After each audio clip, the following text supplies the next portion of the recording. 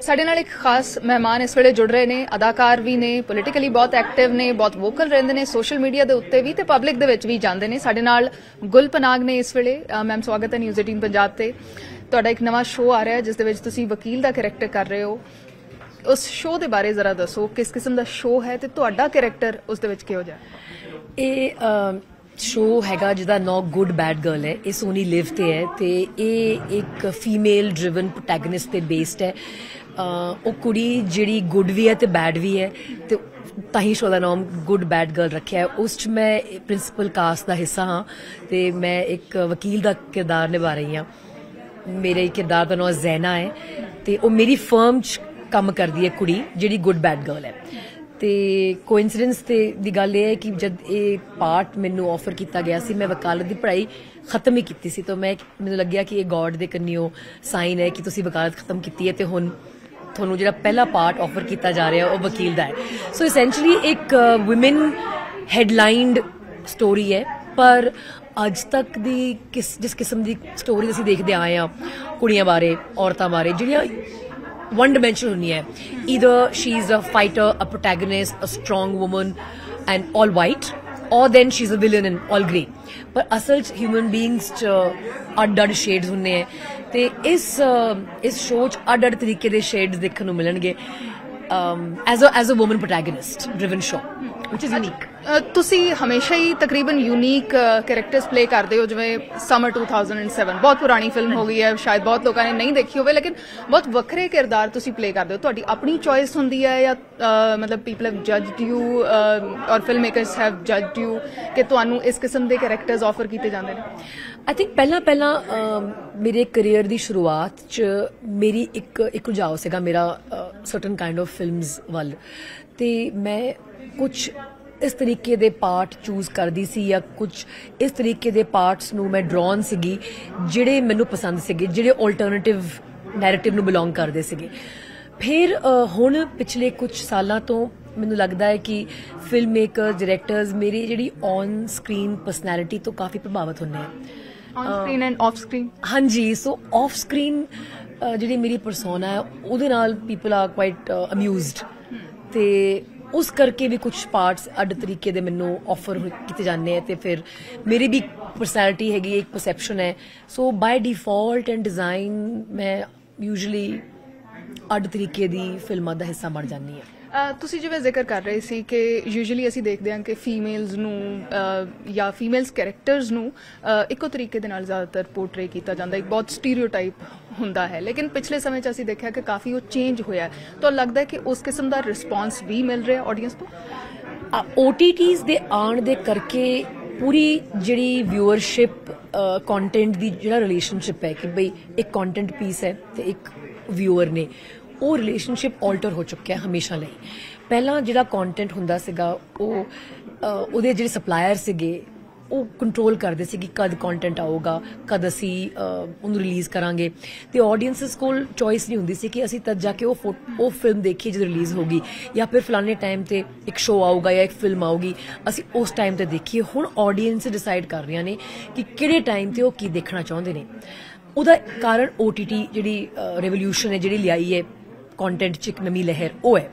ਤੇ ਕੰਟੈਂਟ ਦੀ ਕੁਆਲਿਟੀ ਵੀ ਐਕਸਪੈਂਡ ਹੋ ਗਈ ਹੈ, ਅੱਡ-ਅੱਡ ਤਰੀਕੇ ਦੇ ਕਿਰਦਾਰ ਲਿਖੇ ਜਾ ਰਹੇ ਨੇ, ਅੱਡ-ਅੱਡ ਤਰੀਕੇ ਦੀ ਕਹਾਣੀਆਂ ਲਿਖੀਆਂ ਜਾ ਰਹੀਆਂ ਨੇ, ਤੇ ਕੁਆਂਟਿਟੀ ਵੀ ਵੱਧ ਗਈ ਹੈ। ਕਿਉਂਕਿ ਪਹਿਲਾਂ ਲੋਕੀ ਸ਼ਾਇਦ ਹਫਤੇ ਦੀਆਂ 2 ਫਿਲਮਾਂ ਦੇਖ ਲੈਂਦੇ ਸੀਗੇ ਜਾਂ ਫਿਰ ਘਰੇ TV ਤੇ ਆਪਣਾ ਫੇਵਰਿਟ ਸ਼ੋਅ ਜਾਂ ਇੱਕ ਅੱਧੀ ਫਿਲਮ ਘਰੇ।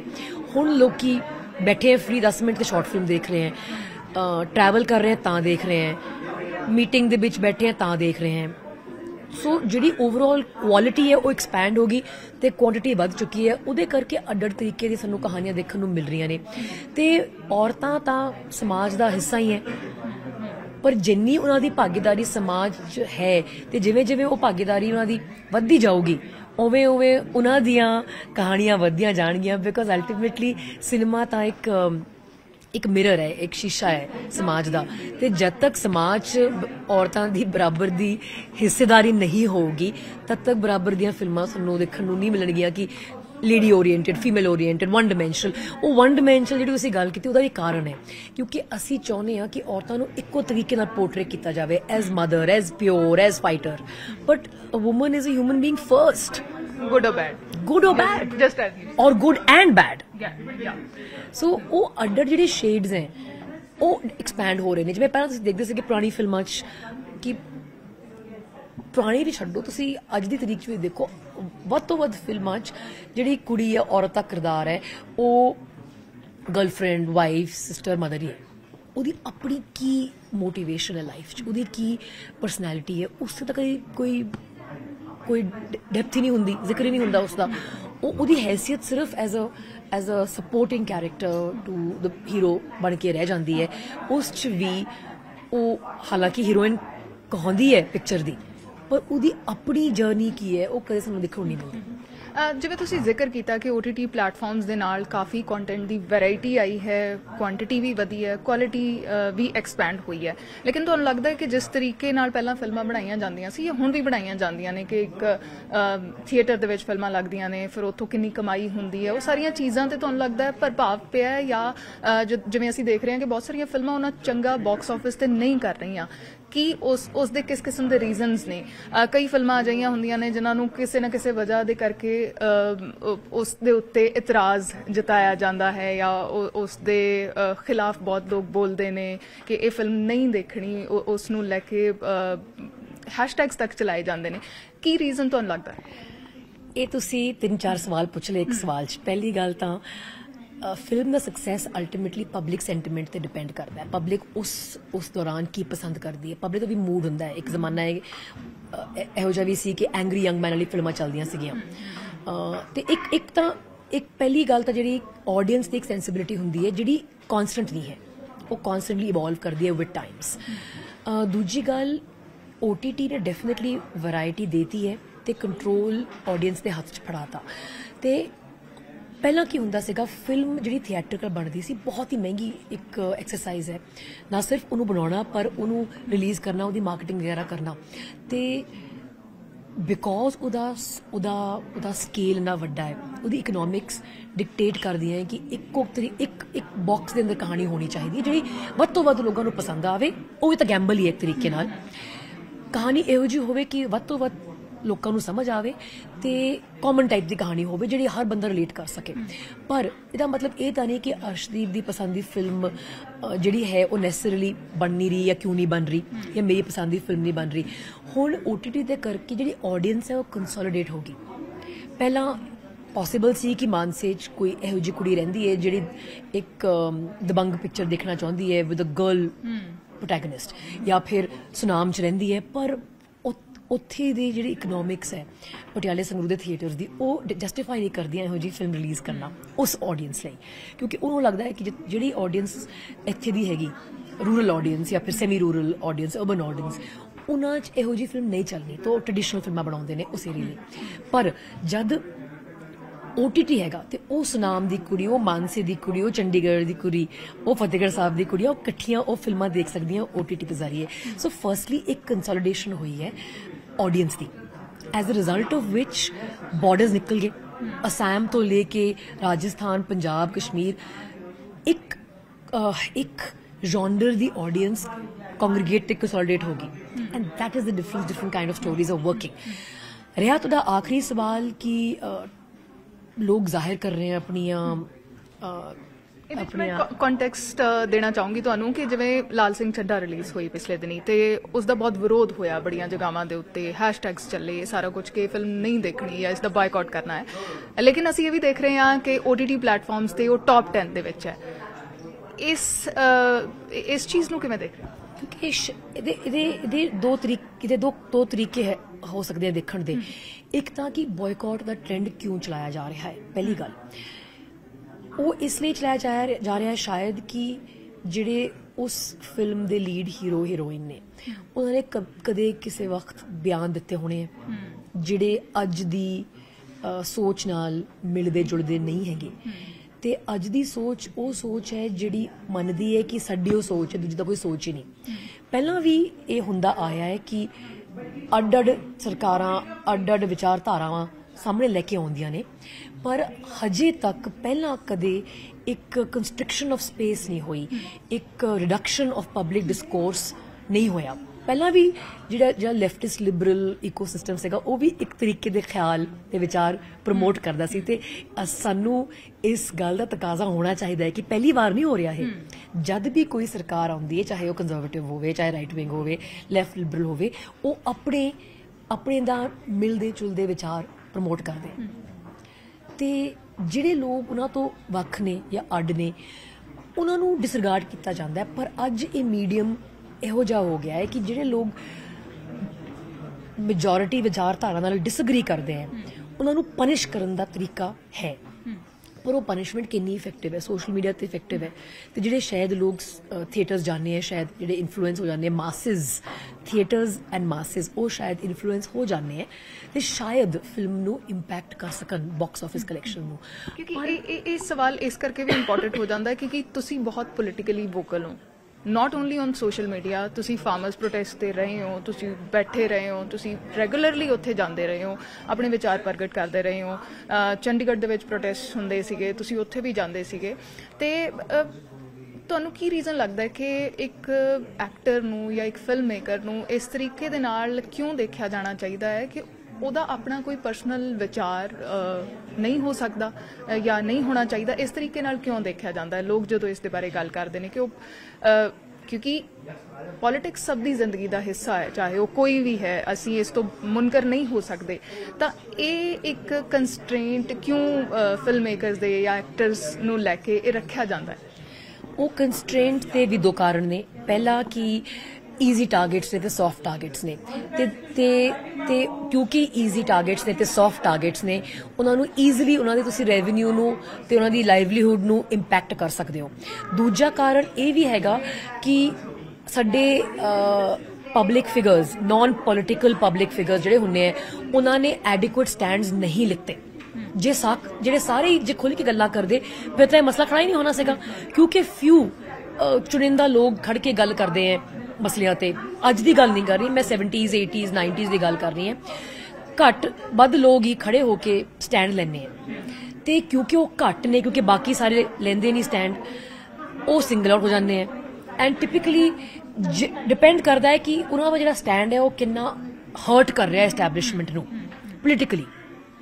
ਤੇ ਜੇ ਜ਼ਿਆਦਾ ਹਰਟ ਕਰਦਾ ਹੈ ਤੇ ਫਿਰ ਉਹਨਾਂ ਦੇ ਅਗੇਂਸਟ ਬੈਕਲੈਸ਼ ਹੁੰਦਾ ਹੈ, ਜੇ ਹਰਟ ਨਹੀਂ ਕਰਦਾ ਉਹਨਾਂ ਨੂੰ ਇਗਨੋਰ ਕਰ ਦਿੰਦੇ ਆ।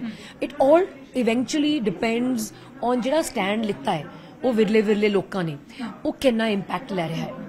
ਹਾਲੀਵੁੱਡ ਦੇ ਵਿੱਚ ਅਸੀਂ ਇਹ ਦੇਖਦੇ ਹਾਂ ਕਿ ਬਹੁਤ ਪੋਲੀਟੀਕਲੀ ਵੋਕਲ ਨੇ ਐਕਟਰਸ ਨੇ, ਚਾਹੇ ਫਿਲਮ ਮੇਕਰਸ ਨੇ, ਬਿਲਕੁਲ ਮਤਲਬ ਖਿਲਾਫ ਬੋਲ ਸਕਦੇ ਆ ਕਿਸੇ ਦੇ ਵੀ, ਲੇਕਿਨ ਉੱਥੇ ਉਸ ਤਰੀਕੇ ਦੇ ਨਾਲ ਉਹਨਾਂ ਦੀ ਜਿਹੜੀ ਬਾਕਸ ਆਫਿਸ ਕਲੈਕਸ਼ਨ ਹੈ ਉਸ ਨੂੰ ਇਹ ਚੀਜ਼ ਇੰਪੈਕਟ ਨਹੀਂ ਕਰਦੀ। ਇੱਥੇ ਕਿਉਂ ਕਰਦੀ? ਐਗਜ਼ੈਕਟਲੀ ਉਹੀ ਪੁਆਇੰਟ ਜਿਹੜਾ ਆਪਾਂ ਇਸ ਤੋਂ ਪਹਿਲਾਂ ਡਿਸਕਸ ਕਰ ਰਹੇ ਸੀਗੇ, ਕਿਉਂਕਿ ਉੱਥੇ ਜ਼ਿਆਦਾਤਰ ਲੋਕ ਆਪਣੇ ਓਪੀਨੀਅਨਸ ਕਹਿ ਦਿੰਦੇ ਆ ਪਬਲਿਕ ਫੋਰਮਸ ਤੇ ਉਹ ਕਿੰਨੇ ਦੇ ਪਿੱਛੇ ਜਾਣ, ਕਿੰਨੇ ਨੂੰ ਬॉयਕਾਟ ਕਰਨ। ਇੱਕ ਤੇ ਦੋ, ਮੈਨੂੰ ਨਹੀਂ ਲੱਗਦਾ ਕਿ ਇੰਨਾ ਜ਼ਿਆਦਾ ਇਫੈਕਟ ਬਾਕਸ ਆਫਿਸ ਤੇ ਇਵੈਂਚੁਅਲੀ ਹੁੰਦਾ ਹੈ। ਤੁਸੀਂ ਲਾਲ ਸਿੰਘ ਚੱਡਾ ਦਾ ਜ਼ਿਕਰ ਕਰ ਰਹੇ ਸੀ, ਉਹਦੇ ਅਲਟੀਮੇਟ ਬਾਕਸ ਆਫਿਸ ਕਲੈਕਸ਼ਨ ਤਾਂ ਵਧੀਆ ਹੀ ਨੇ ਤੇ ਕਿੰਨਾ ਬॉयਕਾਟ ਹੋ ਗਿਆ। ਤੇ ਜਿਹੜੇ ਉਹ ਐਕਟਰ ਨੇ ਜਿਹੜੇ ਉਹਨਾਂ ਦੇ ਪ੍ਰੋ ਨੇ ਤੇ ਉਹਨਾਂ ਦੀ ਵਿਚਾਰਧਾਰਾ ਦੇ ਨਾਲ ਬਿਲਕੁਲ ਰਲ ਕੇ ਚੱਲਦੇ ਆ, ਫਿਰ ਤਾਂ ਉਸ ਲੌਜਿਕ ਨਾਲ ਉਹਨਾਂ ਦੀ ਫਿਲਮਾਂ ਸੁਪਰ ਹਿੱਟ ਹੋਣੀ ਚਾਹੀਦੀਆਂ ਸੀਗੀਆਂ। 2-3 ਇਹੋ ਜਿਹੇ ਇਨਸੀਡੈਂਟਸ ਹੋਏ ਨੇ ਕਿ ਐਸਾ ਨਹੀਂ ਦੇਖਣ ਨੂੰ ਮਿਲਿਆ। ਸੋ ਅਲਟੀਮੇਟਲੀ ਆਡੀਅנס ਐਂਟਰਟੇਨਮੈਂਟ ਚਾਹੁੰਦੀ ਹੈ ਤੇ ਉਹ ਇੱਕ ਸ਼ੈਲੋ ਤਰੀਕੇ ਨਾਲ ਅਕਸਰ ਕਈ ਲੋਕ ਜਿਹੜੇ ਮਾਸਸ ਨੇ ਉਹ ਸਮਝਦੇ ਆ ਕਿ ਬਈ ਇਹ ਐਂਟਰਟੇਨਮੈਂਟ ਦੇ ਪਰਪਸ ਲਈ ਹੈ, ਹੋਰ ਕੋਈ ਪਰਪਸ ਨਹੀਂ ਹੈ ਇਹਨਾਂ ਦਾ, ਇਹਨਾਂ ਨੂੰ ਕਿਸੇ ਹੋਰ ਚੀਜ਼ ਤੇ ਗੱਲ ਨਹੀਂ ਕਰਨ ਦੇਣੀ ਚਾਹੀਦੀ। ਵੀ ਉਹ ਉਹਨਾਂ ਦਾ ਲਿਮਿਟਡ ਓਪੀਨੀਅਨ ਹੈ। ਇਹਦਾ ਮਤਲਬ ਇਹ ਨਹੀਂ ਕਿ ਅਸੀਂ ਉਹਨਾਂ ਨੂੰ ਡਿਕਟੇਟ ਕਰਨ ਦੇਈਏ ਲੋਕ ਕੀ ਕਰਨ ਕੀ ਨਾ ਕਰਨ। ਤੇ ਇੱਕ ਗੱਲ ਮੈਂ ਜ਼ਰੂਰ ਕਹਾਂਗੀ, as a public figure stand ਲੈਣਾ ਮੈਂ ਮੰਨਦੀ ਹਾਂ ਤੁਹਾਡੀ ਇੰਡੀਪੈਂਡੈਂਟ ਤੁਹਾਡਾ ਪ੍ਰੋਰੋਗੇਟਿਵ ਹੈਗਾ, ਤੁਹਾਡੀ ਚੋਇਸ ਹੈ, ਪਰ ਜਦ ਤੁਸੀਂ ਸਟੈਂਡ ਲੈਂਦੇ ਹੋ ਇੱਕ ਬੈਲੈਂਸ ਸਟੈਂਡ ਲੈਣਾ ਵੀ ਬਹੁਤ ਜ਼ਰੂਰੀ ਹੈ, ਕਿਉਂਕਿ ਤੁਹਾਨੂੰ ਲੋਕ as a role model view ਕਰਦੇ ਨੇ ਤੇ ਤੁਸੀਂ ਜੇਕਰ ਇੱਕ ਬੈਲੈਂਸਡ ਤਰੀਕੇ ਨਾਲ ਆਪਣੀ ਗੱਲ ਨਾ ਰੱਖੋ ਤੇ ਤੁਸੀਂ ਬਹੁਤ ਲੋਕਾਂ ਨੂੰ ਗਲਤ ਤਰੀਕੇ ਨਾਲ ਇੰਪੈਕਟ ਕਰ ਸਕਦੇ ਹੋ। ਇਹ ਮੇਰਾ ਮੰਨਣਾ ਹੈ। ਤੇ ਇਹ ਜ਼ਰੂਰ ਹੈ ਕਿ ਮੈਂ ਕਾਫੀ ਸਟੈਂਡਸ ਦਿੱਤੇ ਹੈ ਪੋਲੀਟੀਕਲੀ, ਪਰ मैं ਕੰਟਰੋਵਰਸ਼ਲ ਨਹੀਂ ਆ। ਕਿਉਂ? ਕਿਉਂਕਿ ਮੈਨੂੰ ਲੱਗਦਾ ਹੈ ਕਿ ਤੁਸੀਂ ਜਿਹੜੀ ਗੱਲ ਆਪਣੀ ਰੱਖਣੀ ਹੈ ਉਹ ਇੱਕ ਬੈਲੈਂਸ ਤਰੀਕੇ ਨਾਲ, ਸਹਿਜ ਤਰੀਕੇ ਨਾਲ ਰੱਖਣੀ ਹੈ, ਜਿਹਦੇ 'ਚ ਕੋਸ਼ਿਸ਼ ਇਹੋ ਜਿਹੀ ਹੋਵੇ ਕਿ ਤੁਸੀਂ ਜਿਹੜੇ ਤੁਹਾਡੇ ਨਾਲ ਅਗਰੀ ਕਰਦੇ ਹੈ ਉਹਨਾਂ ਦੇ ਨਾਲ ਜਿਹੜੇ ਤੁਹਾਡੇ ਨਾਲ ਡਿਸਐਗਰੀ ਕਰਦੇ ਹੈ ਉਹਨਾਂ ਤੱਕ ਵੀ ਪਹੁੰਚ ਸਕੋ। ਕਿਉਂਕਿ ਜੇ ਤੁਹਾਡੀ ਗੱਲ ਬੈਲੈਂਸ ਨਹੀਂ ਹੋਏਗੀ ਫਿਰ ਤੁਸੀਂ ਸਿਰਫ ਉਹਨਾਂ ਤੱਕ ਪਹੁੰਚ ਸਕਦੇ ਹੋ ਜਿਹੜੇ ਤੁਹਾਡੇ ਨਾਲ ਅਗਰੀ ਕਰਦੇ ਹੈ, ਪਰ ਅਸਲੀ ਮਸਲਾ ਤਾਂ ਉਹਨਾਂ ਲੋਕਾਂ ਨੂੰ ਪਹੁੰਚਣਾ ਹੈ, ਉਹਨਾਂ ਲੋਕਾਂ ਤੱਕ ਪਹੁੰਚਣਾ ਹੈ ਜਿਹੜੇ ਤੁਹਾਡੇ ਨਾਲ ਅਗਰੀਮੈਂਟ ਨਹੀਂ ਰੱਖਦੇ, ਬਿਕੋਜ਼ ਤਾਂ ਹੀ ਤਾਂ ਅਸਲੀ ਡਿਸਕਸ਼ਨ ਹੋਊਗੀ, ਡਿਬੇਟ ਹੋਊਗੀ ਸੋਸਾਇਟੀ 'ਚ। ਤੇ ਜੇ ਤੁਸੀਂ ਆਪਣੀ ਪੋਜੀਸ਼ਨ ਬੈਲੈਂਸ ਨਹੀਂ ਰੱਖੋਗੇ ਤੇ ਹਰ ਚੀਜ਼ ਦੇ ਦੋ ਪਹਿਲੂ ਹੁੰਦੇ ਨੇ, ਹਰ ਸਿੱਕੇ ਦੇ ਦੋ ਸਾਈਡ ਹੁੰਦੇ ਨੇ, ਪੋਸੀਬਲ ਹੀ ਨਹੀਂ ਹੈ ਕਿ ਦੂਜੀ ਕੋਈ ਪਰਸਪੈਕਟਿਵ ਹੋਵੇ। ਤੁਸੀਂ ਕਿਸਾਨੀ ਮੋਰਚੇ ਦੀ ਗੱਲ ਕਰੋ, ਅਲਟੀਮੇਟਲੀ ਸਰਕਾਰ ਦਾ ਵੀ ਪੱਖ ਸੀਗਾ ਇੱਕ ਕਿ ਉਹ ਕਹਿੰਦੇ ਸੀਗੇ, ਉਹਨਾਂ ਦਾ ਪੱਖ ਸੀਗਾ ਕਿ ਉਹ ਇਕਨੋਮਿਕਲੀ ਹੈਲਪ ਕਰਨਾ ਚਾਹੁੰਦੇ ਨੇ, ਤੇ ਕਿਸਾਨਾਂ ਦਾ ਪੱਖ ਸੀ ਠੀਕ ਹੈ ਸਾਡੇ ਨਾਲ ਬੈਠ ਕੇ ਕਰੋ। ਫਿਰ ਤੁਸੀਂ ਇੰਗੇਜ ਨਹੀਂ ਕਰ ਰਹੇ ਸਾਡੇ ਨਾਲ ਗੱਲਬਾਤ ਨਹੀਂ ਕਰ ਰਹੇ, ਪਰ ਤੁਸੀਂ ਕਹਿ ਰਹੇ ਹੋ ਕਿ ਅਸੀਂ ਤੁਹਾਡੇ ਨਾਲ ਮਿਲ ਕੇ ਕਾਨੂੰਨ ਬਣਾਉਣਾ ਚਾਹੁੰਦੇ ਨੇ। ਤੁਸੀਂ ਕਾਨੂੰਨ ਤਾਂ ਆਪੇ ਬਣਾਤੇ, ਲੈਜਿਸਲੇਟਿਵ ਪ੍ਰੋਸੈਸ ਤੁਸੀਂ ਫੋਲੋ ਨਹੀਂ ਕੀਤਾ, ਤੁਸੀਂ ਗਰਾਊਂਡਸ ਫॉर ਪ੍ਰੋਟੈਸਟ ਤਾਂ ਆਪੇ ਲੈ ਕੀਤੇ ਨੇ। ਤੇ ਇੱਕ ਕਿਸਾਨੀ ਪਰਿਵਾਰ ਤੋਂ ਹੋਣ ਦੇ ਨਾਤੇ ਮੈਂ ਇਹ ਕਹਿ ਸਕਦੀ ਹਾਂ ਕੋਈ ਵੀ ਅੱਜ ਦੀ ਤਰੀਕ 'ਚ ਜਿਸ ਤਰੀਕੇ ਦੀ ਕਿਸਾਨੀ ਹੋ ਰਹੀ ਹੈ ਉਹਦੇ ਨਾਲ ਸਹਿਮਤ ਨਹੀਂ ਹੈ, ਪਰ ਕੋਈ ਆਪਸ਼ਨ ਨਹੀਂ ਹੈ। ਤੇ ਆਪਸ਼ਨ ਦੇਣਾ ਸਰਕਾਰ ਦਾ ਕੰਮ ਹੈ। ਅਸੀਂ ਤਾਂ ਬਸ ਇੰਨਾ ਮੰਗ ਰਹੇ ਸੀਗੇ ਕਿ ਬਈ ਸਾਡੇ ਨਾਲ ਬੈਠ ਕੇ ਆਪਸ 'ਚ ਗੱਲ ਮਿਲ ਕਰਕੇ ਅਸੀਂ ਅੱਛੇ ਤਰੀਕੇ ਕੱਢੀਏ ਜਾਂ ਫਿਰ ਕਾਨੂੰਨ ਦੁਬਾਰਾ ਬਣਾਈਏ। ਜੋ ਅਸੀਂ ਪਹਿਲਾਂ ਜ਼ਿਕਰ ਕਰ ਰਹੇ ਸੀ ਇਸੇ ਚੀਜ਼ ਦੇ ਬਾਰੇ ਕਿ ਐਕਟਰਸ ਜਾਂ ਫਿਲਮ ਮੇਕਰਸ ਜਦੋਂ ਬੋਲਦੇ ਨੇ, ਅਸੀਂ ਪਿਛਲੇ ਸਮੇਂ 'ਚ ਬਹੁਤ ਵਾਰ ਦੇਖਿਆ ਕਿ ਕੋਈ ਸਟੇਟਮੈਂਟ ਆ ਗਈ, ਕੋਈ ਟਵੀਟ ਕਰ ਦਿੱਤਾ, ਉਸ ਤੇ ਬਹੁਤ ਬੈਕਲੈਸ਼ ਹੋਇਆ, ਟ੍ਰੋਲਿੰਗ ਹੋਈ। ਕਈ ਐਸੇ ਕੇਸਿਸ ਨੇ ਜਿਨ੍ਹਾਂ ਨੇ ਸੋਸ਼ਲ ਮੀਡੀਆ ਇਸਤੇਮਾਲ ਕਰਨਾ ਬੰਦ ਕਰ ਦਿੱਤਾ। ਕਈ ਐਸੇ ਕੇਸਿਸ ਨੇ ਕਿ ਉਹ ਪੋਲੀਟੀਕਲ ਸਟੇਟਮੈਂਟਸ ਤੋਂ ਪਿੱਛੇ ਹਟ ਗਏ ਨੇ। ਲੇਕਿਨ ਤੁਸੀਂ ਬਹੁਤ ਵੋਕਲ ਰਹੇ ਹੋ, ਤੁਹਾਨੂੰ ਚੀਜ਼ਾਂ ਇੰਪੈਕਟ ਨਹੀਂ ਕਰਦੀਆਂ? ਤੁਹਾਨੂੰ ਉਸ ਕਿਸਮ ਦਾ ਬੈਕਲੈਸ਼ ਫੇਸ ਕਰਨਾ ਪਿਆ, ਨਹੀਂ ਪਿਆ? ਜਾਂ ਉਸ ਬੈਕਲੈਸ਼ ਨੂੰ ਤੁਸੀਂ ਕਿਵੇਂ ਦੇਖਦੇ ਹੋ? ਫਰੈਂਕਲੀ ਮੇਰਾ ਇਹ ਮੰਨਣਾ ਹੈ, ਇਹ ਮੇਰੀ ਫੰਡਾਮੈਂਟਲ ਬਿਲੀਫ ਹੈ ਕਿ ਸਰਕਾਰ ਨਾਜਾਇਜ਼ ਕੰਮ ਨਹੀਂ ਕਰਦੀ। ਇਹ ਮੇਰੀ ਬਿਲੀਫ, ਸਟਾਰਟਿੰਗ ਬਿਲੀਫ ਹੈ। ਐਕਸੈਪਸ਼ਨਸ ਹੋਣਗੀਆਂ, ਪਰ ਮੈਨੂੰ ਨਹੀਂ ਲੱਗਦਾ ਕਿ ਨੋਰਮਲ ਤੌਰ ਤੇ ਸਰਕਾਰ ਆਪਣੀ ਏਜੰਸੀਆਂ ਦੇ ਜ਼ਰੀਏ ਕਿਸੇ ਵੀ ਸਿਟੀਜ਼ਨ ਨੂੰ ਹਰਾਸ ਕਰਨਾ ਚਾਹੁੰਦੀ ਹੈ ਜਾਂ ਕਰਦੀ ਹੈ। ਸੋ ਇਹ ਮੇਰੀ ਫੰਡਾਮੈਂਟਲ ਸਟਾਰਟਿੰਗ ਪੋਜੀਸ਼ਨ ਕਿਸੇ ਵੀ ਮੁੱਦੇ ਤੇ ਇਹ ਹੈ। ਤੇ ਅਗਰ ਮੈਂ ਲੈਜੀਟੀਮੇਟਲੀ ਬੈਲੈਂਸ ਤਰੀਕੇ ਨਾਲ ਆਪਣੀ ਗੱਲ ਰੱਖ ਰਹੀ ਹਾਂ ਤੇ ਇਸ 'ਚ ਕੋਈ ਇਸ਼ੂ ਨਹੀਂ ਹੋਣਾ ਚਾਹੀਦਾ। ਤੇ ਫਰੈਂਕਲੀ ਮੈਨੂੰ ਕਦੇ ਇਸ਼ੂ ਫੇਸ ਵੀ ਨਹੀਂ ਕਰਨ ਦਾ ਮੌਕਾ ਮਿਲਿਆ, ਕਿਉਂਕਿ ਜੇ ਮੈਂ ਪਹਿਲਾਂ ਕਿਹਾ, ਕਿਉਂਕਿ ਸ਼ਾਇਦ ਮੈਂ ਗੱਲ ਜਦ ਰੱਖਦੀ ਹਾਂ ਬੈਲੈਂਸ ਕਰਕੇ ਤਰੀਕੇ ਨਾਲ ਰੱਖਦੀ ਹਾਂ, ਉਹਨੂੰ ਆਪਣੀ ਗੱਲ ਵੀ ਕਹਿੰਦੀ ਹਾਂ ਟਿਕਾ ਕੇ, ਪਰ ਰਿਸਪੈਕਟਫੁਲੀ ਤੇ ਨੂਆਂਸ ਨਾਲ। ਤੇ ਦੂਜੀ ਗੱਲ ਇਹ ਕਿ ਮੈਂ ਇਸ਼ੂ ਬੇਸਡ ਮੁੱਦੇ ਜਿਹੜੇ ਮੈਨੂੰ ਇਸ਼ੂਜ਼ ਨਾਲ ਲਗਾਓ ਹੈ ਉਹਨਾਂ ਤੇ ਖੜਦੀ। ਮੈਂ ਹਰ ਚੀਜ਼ ਤੇ ਬੋਲਣਾ ਤੁਸੀਂ ਸ਼ੁਰੂ ਕਰ ਦਿਓ, ਫਿਰ ਤੁਸੀਂ ਸੀਰੀਅਸਲੀ ਨਹੀਂ ਲਿੱਤੇ ਜਾਓਗੇ ਐਜ਼ ਅ ਪਰਸਨ। ਤੁਸੀਂ ਮਤਲਬ ਰੋਜ਼ ਸਵੇਰੇ ਉੱਠ ਕੇ ਕਿਸੇ ਨਾ ਕਿਸੇ ਚੀਜ਼ ਤੇ ਲਿਖੋ, ਉਹ ਵੀ ਮੈਂ ਕੀਤਾ ਹੈ when I was younger, my 30s। ਮੈਨੂੰ ਜਿਹੜੀ ਵੀ ਚੀਜ਼ ਲੱਗਦੀ ਸੀ ਕਿ ਮੈਨੂੰ ਇਸ ਬਾਰੇ ਗੱਲ ਕਰਨੀ ਹੈ, ਮੈਂ ਕਰਦੀ ਸੀ। ਪਰ even then at the height of social media usage, ਜਦ ਮੈਂ ਮਤਲਬ ਰੋਜ਼ ਟਵੀਟ ਕਰਦੀ ਸੀ, ਉਸ ਵਕਤ ਵੀ ਮੈਂ ਸਿਰਫ ਗੱਲ ਜਾਂ ਇਸ਼ੂ ਜਿਹੜੇ ਮੈਨੂੰ ਇੰਪੈਕਟ ਕਰਦੇ ਸੀ, ਜਿਨ੍ਹਾਂ ਬਾਰੇ ਮੈਨੂੰ ਜਾਂ ਤਾਂ ਨੌਲੇਜ ਸੀ ਜਾਂ ਤਾਂ ਜਿਹੜੇ ਮੈਨੂੰ ਲੱਗਦੇ ਸੀ ਜਿਨ੍ਹਾਂ ਬਾਰੇ ਚਰਚਾ ਘੱਟ ਹੋ ਰਹੀ ਹੈ, ਉਹਨਾਂ ਬਾਰੇ ਮੈਂ ਗੱਲ ਕਰਦੀ ਸੀਗੀ for the seek of speaking. ਜਿਵੇਂ ਕਈ ਮੀਡੀਆ ਚੈਨਲਸ ਹੈ, ਮਤਲਬ ਬੋਲਣ ਲਈ, ਫੈਬਰੀਕੇਟ ਕਰਨ ਲਈ, ਕੁਛ ਨਾ ਕੁਛ ਨੈਰੇਟਿਵ ਬਣਾਉਣ ਲਈ ਕਰ ਸਕਦੇ ਆ। ਦੂਜੀ ਗੱਲ ਤੁਸੀਂ ਕਹੀ ਜਿਹੜੀ ਟ੍ਰੋਲਿੰਗ ਦੀ, ਅੱਜ ਦੀ ਤਰੀਕ 'ਚ ਜਿਹੜੀ ਟ੍ਰੋਲਿੰਗ ਦੀ ਗੱਲ ਕੀਤੀ, ਉਹ organised IT cell driven trolling ਹੈ, ਉਹ ਆਰਗੈਨਿਕ ਨਹੀਂ ਹੈ। ਤੇ ਹਰ ਪਾਰਟੀ ਦੇ IT ਸੈੱਲਸ ਨੇ। ਹੁਣ ਪਹਿਲਾਂ ਤਾਂ ਸਿਰਫ ਇੱਕ ਅੱਧੀ ਪਾਰਟੀ ਦੇ ਸੀਗੇ ਜਿਹੜਾ ਸ਼ੁਰੂ ਕੀਤੀ ਸੀਗੀ ਟ੍ਰੋਲਿੰਗ, ਪਰ ਹੁਣ ਸਾਰੀ ਪਾਰਟੀਆਂ ਦੇ ਆਰਗੇਨਾਈਜ਼ IT ਸੈੱਲਸ ਹੈ। ਤੇ ਉਹ IT ਸੈੱਲਸ ਦੀ ਜਿਹੜੀ ਇੱਕ ਪਾਰਟੀ ਦੀ ਓਫੀਸ਼ੀਅਲ ਲਾਈਨ ਹੁੰਦੀ ਹੈ, ਤੇ ਜਿਹੜੀ ਉਹ ਓਫੀਸ਼ੀਅਲ ਲਾਈਨ ਦਾ ਐਕਸਟ੍ਰੀਮ ਪੋਜੀਸ਼ਨ ਹੈ, ਉਹ ਅਨਓਫੀਸ਼ੀਅਲ ਲਾਈਨ ਹੁੰਦੀ ਹੈ। ਤੇ ਉਹ ਅਨਓਫੀਸ਼ੀਅਲ ਲਾਈਨ ਦਿੱਤੀ ਜਾਂਦੀ ਹੈ IT ਸੈੱਲਸ ਨੂੰ ਡਿਪਸਟਿਕ ਟੈਸਟ ਕਰਕੇ ਬਾਹਰ ਮੀਡੀਆ, ਸੋਸ਼ਲ ਮੀਡੀਆ ਤੇ ਲਿਖਣ ਲਈ। ਤੇ ਜੇ ਉਹ ਇਸੇ ਕਰਕੇ ਤੁਹਾਨੂੰ ਇੰਪੈਕਟ ਨਹੀਂ ਕਰਦਾ ਕਿਉਂਕਿ ਇਹ ਉਸ ਤਰੀਕੇ ਦੀ ਆਰਗੈਨਿਕ ਟ੍ਰੋਲਿੰਗ ਨਹੀਂ ਹੈ, ਤੁਸੀਂ ਕਹਿ ਰਹੇ ਹੋ? ਨਹੀਂ, ਦੇਖੋ ਆਈ ਸਪੋਜ਼ ਜਦ ਆਰਗੈਨਿਕ, ਦੇਖੋ ਲੋਕਾਂ ਨੂੰ ਤਾਂ ਇਨਆਰਗੈਨਿਕ ਟ੍ਰੋਲਿੰਗ ਵੀ ਇੰਪੈਕਟ ਕਰਦੀ ਹੈ ਨਾ। ਮੇਰਾ ਕਹਿਣ ਦਾ ਮਤਲਬ ਕੁਝ ਹੋਰ ਸੀਗਾ। ਜਿਹੜੀ ਟ੍ਰੋਲਿੰਗ ਤੁਸੀਂ ਰੈਫਰ ਕਰ ਰਹੇ ਹੋ ਉਹ ਇਨਆਰਗੈਨਿਕ ਹੈ, ਤੇ ਉਹ ਸਿਰਫ ਟ੍ਰੈਂਡ ਵਾਸਤੇ 12 ਘੰਟੇ ਵਾਸਤੇ ਲਿਮਿਟਡ ਹੈ।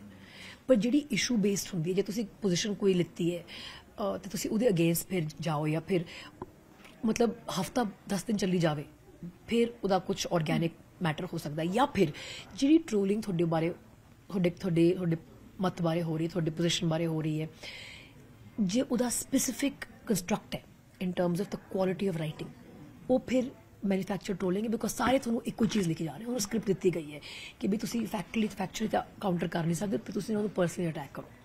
It is very visible what is organic and what is not. ਅਸੀਂ ਇਸ ਦੇ ਬਾਰੇ ਵੀ ਅਕਸਰ ਗੱਲ ਕਰਦੇ ਹਾਂ ਕਿ ਜਿਸ ਤਰੀਕੇ ਦੇ ਨਾਲ ਕੋਈ ਪਬਲਿਕ ਫਿਗਰ ਬਹੁਤ ਓਪਨਲੀ ਵੋਕਲ ਹੋ ਕੇ ਬੋਲ ਸਕਦੇ ਆ, ਪੋਲੀਟੀਕਲ ਇਸ਼ੂਜ਼ ਹੋਣ ਜਾਂ ਕੋਈ ਵੀ ਸੋਸ਼ਲ ਇਸ਼ੂਜ਼ ਹੋਣ ਜਿਹੜੇ ਇੰਪੈਕਟ ਕਰਦੇ ਨੇ ਲੋਕਾਂ ਨੂੰ, ਤਾਂ ਜ਼ਿਆਦਾਤਰ ਉਹ ਲੋਕ ਇਸ ਤਰੀਕੇ ਦਾ ਸਟੈਂਡ ਲੈ ਸਕਦੇ ਨੇ who have something to fall back on, ਕਿ ਜਿਨ੍ਹਾਂ ਦਾ ਸਾਰਾ ਜਿਹੜਾ ਰੁਜ਼ਗਾਰ ਹੈ ਉਸ ਚੀਜ਼ ਨਾਲ ਨਹੀਂ ਜੁੜਿਆ। ਜੇ ਕਿਸੇ ਦਾ ਰੁਜ਼ਗਾਰ ਸਿਰਫ ਐਕਟਿੰਗ ਦੇ ਨਾਲ ਜੁੜਿਆ ਹੈ, ਉਸ ਨੂੰ ਸ਼ਾਇਦ ਇਹ ਚੀਜ਼ਾਂ ਜ਼ਿਆਦਾ ਇੰਪੈਕਟ ਕਰਦੀਆਂ ਨੇ ਤੇ ਉਹ ਸ਼ਾਇਦ ਪੋਲੀਟੀਕਲੀ ਵੋਕਲ ਨਾ ਹੋਣ ਜਾਂ ਇਸ਼ੂਜ਼ ਰਿਲੇਟਡ ਉਸ ਤਰੀਕੇ ਨਾਲ ਸਟੇਟਮੈਂਟਸ ਨਾ ਦੇਣ। ਤਾਂ ਇਹ ਤੁਸੀਂ ਕਿਵੇਂ ਦੇਖਦੇ ਹੋ? ਆਈ ਥਿੰਕ ਕਾਫੀ ਹੱਦ ਤੱਕ ਜਿਹੜੀ ਤੁਸੀਂ ਗੱਲ ਕਹਿ ਰਹੇ ਹੋ ਉਹ ਸਹੀ ਹੈ, ਪਰ ਮੇਰਾ ਹਲੇ ਵੀ ਮੰਨਣਾ ਹੈ ਕਿ ਸਾਡੇ ਪਬਲਿਕ ਡਿਸਕੋਰਸ ਦੇ ਸਪੈਕਟਰਮ 'ਚ ਜਗ੍ਹਾ ਹੈਗੀ ਜੇ ਤੁਸੀਂ ਲੌਜੀਕਲੀ ਬੈਲੈਂਸ ਤਰੀਕੇ ਨਾਲ ਆਪਣੀ ਗੱਲ ਰੱਖੋ ਕਿ ਤੁਹਾਨੂੰ ਕੋਈ ਬੈਕਲੈਸ਼ ਨਹੀਂ ਹੋਏਗਾ। ਇਹ ਮੇਰਾ ਮੰਨਣਾ ਹੈ। ਮਤਲਬ ਮੈਂ ਤੁਹਾਡੇ ਸਾਹਮਣੇ ਐਗਜ਼ਾਮਪਲ ਹੈ, ਮੇਰੇ ਖਿਲਾਫ ਕੋਈ ਪ੍ਰੋਸੀਕਿਊਸ਼ਨ ਨਹੀਂ ਹੋਈ, ਕੋਈ ਪਰਸੀਕਿਊਸ਼ਨ ਨਹੀਂ ਹੋਈ, ਕੋਈ ਏਜੰਸੀ ਨਹੀਂ ਲੱਗੀ ਤੇ ਮੈਂ ਮੋਰਚੇ ਨਾਲ ਸ਼ੁਰੂ ਤੋਂ ਲੈ ਕੇ ਆਖਿਰ ਤੱਕ ਸ਼ਾਮਿਲ ਸੀ। ਮੇਰੇ ਨਾਲ ਨਹੀਂ ਹੋਇਆ। ਹੁਣ ਉਹਦੇ ਅਡਰ ਤਰੀਕੇ ਨਾਲ ਤੁਸੀਂ ਉਹਨੂੰ ਦੇਖ ਸਕਦੇ ਹੋ ਉਸ ਗੱਲ ਨੂੰ, ਪਰ ਨਹੀਂ ਹੋਇਆ ਕਿਉਂਕਿ ਮੇਰਾ ਇਹ ਫੰਡਾਮੈਂਟਲ ਬਿਲੀਫ ਹੈ ਕਿ ਸਰਕਾਰ ਆਪਣੀ ਪਾਵਰ ਨਜਾਇਜ਼ ਤਰੀਕੇ ਨਾਲ ਯੂਜ਼ ਨਹੀਂ ਕਰਦੀ ਸਿਟੀਜ਼ਨਸ ਦੇ ਖਿਲਾਫ। ਇਹ ਮੇਰਾ ਮੰਨਣਾ ਹੈ। ਸ਼ਾਇਦ ਮੇਰਾ ਐਟੀਟਿਊਡ ਇਹੋ ਜਿਹਾ, ਆਈ ਡੋਂਟ ਨੋ, ਬਟ ਮੇਰੇ ਖਿਲਾਫ ਕੁਝ ਨਹੀਂ ਹੈਗਾ। ਅੱਛਾ, ਤੁਸੀਂ ਬਹੁਤ ਸਾਰੇ ਇਸ਼ੂਜ਼ ਤੇ ਬੋਲਦੇ ਹੋ, ਬਹੁਤ ਪੋਲੀਟੀਕਲੀ ਵੋਕਲ ਹੋ, ਤੁਸੀਂ ਮੇਨ ਸਟ੍ਰੀਮ ਪੋਲਿਟਿਕਸ ਦੇ ਵਿੱਚ ਵੀ ਆਏ, ਤੁਹਾਨੂੰ ਜ਼ਰੂਰਤ ਲੱਗੀ ਉਸ ਵੇਲੇ ਆਉਣ ਦੀ, ਤੇ ਹੁਣ ਜੇ ਗੱਲ ਕਰੀਏ ਤਾਂ ਤੁਸੀਂ ਮੇਨ ਸਟ੍ਰੀਮ ਪੋਲਿਟਿਕਸ ਦਾ ਹਿੱਸਾ ਬਣਨਾ ਚਾਹੁੰਦੇ ਹੋ ਜਾਂ ਅਜੇ ਵੀ ਹੋ? ਮੈਨੂੰ ਲੱਗਦਾ ਹੈ ਕਿ ਸਾਨੂੰ ਸਾਰਿਆਂ ਨੂੰ ਮੇਨ ਸਟ੍ਰੀਮ ਪੋਲਿਟਿਕਸ ਦਾ ਹਿੱਸਾ ਬਣਨਾ ਚਾਹੀਦਾ ਹੈ। ਜਿਹੜੇ ਪਿਛਲੇ ਦੋ ਚੋਣ ਹੋਏ ਸੀਗੇ ਲੋਕ ਸਭਾ ਤੇ ਵਿਧਾਨ ਸਭਾ ਦੇ, ਮੇਰਾ ਬੇਟਾ ਬਹੁਤ ਛੋਟਾ ਸੀ, ਮੈਨੂੰ ਕਾਫੀ ਲੋਕਾਂ ਨੇ ਕਿਹਾ ਤੁਸੀਂ ਅੱਗੇ ਸਾਹਮਣੇ ਆ ਜਾਓ, ਤੇ ਮੈਂ ਇਹੀ ਗੱਲ ਕਹੀ ਸੀ ਕਿ ਮੇਰਾ ਬੇਟਾ ਬਹੁਤ ਛੋਟਾ ਹੈ, 2.5 ਸਾਲ ਦਾ ਸੀਗਾ ਉਸ ਟਾਈਮ ਤੇ ਪੋਸੀਬਲ ਨਹੀਂ ਸੀਗਾ। ਤੇ ਕਈ ਲੋਕ ਤਾਂ ਇਹ ਵੀ ਕਹਿੰਦੇ ਕਿ ਬੱਚੇ ਤਾਂ ਆਪ ਪੜ ਜਾਂਦੇ ਹੈ, ਸੋ ਉਹ ਲੋਕਾਂ ਨਾਲ ਮੈਂ ਡਿਸਐਗਰੀ ਕਰਦੀ ਹਾਂ। ਮੈਨੂੰ ਲੱਗਦਾ ਹੈ ਕਿ if you have decided to have a child at the age that I decided to have a child, then I deserve to give, he deserves that I give him my time. ਇਰਾਦਾ ਹੈ ਬਿਲਕੁਲ। I think ਮੈਨੂੰ ਵੀ ਲੱਗਦਾ ਹੈ ਕਿ ਮੈਨੂੰ ਆਪਣੀ ਦੀ ਗੱਲ ਨਹੀਂ, ਆਪਣੀ ਇਰਾਦੇ ਦੀ ਗੱਲ ਨਹੀਂ ਕਰ ਰਹੀ, ਮੈਨੂੰ ਲੱਗਦਾ ਹੈ ਸਾਡੇ ਸਾਰਿਆਂ ਦੀ ਪੋਲੀਟੀਕਲ ਪਾਰਟਿਸਿਪੇਸ਼ਨ ਇਨਕਰੀਜ਼ ਹੋਣੀ ਚਾਹੀਦੀ ਹੈ and not just to casting our vote.